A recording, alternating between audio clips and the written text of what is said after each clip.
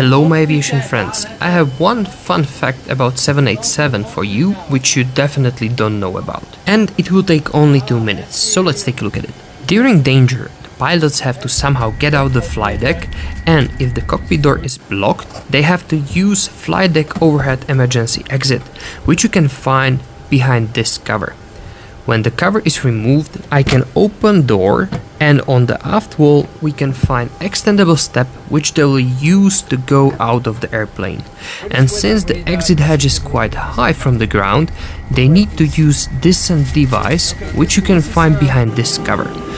But as you can see, overhead door is located only on the right side, which can be a problem if, for example, you have a fire or any other danger on the right side.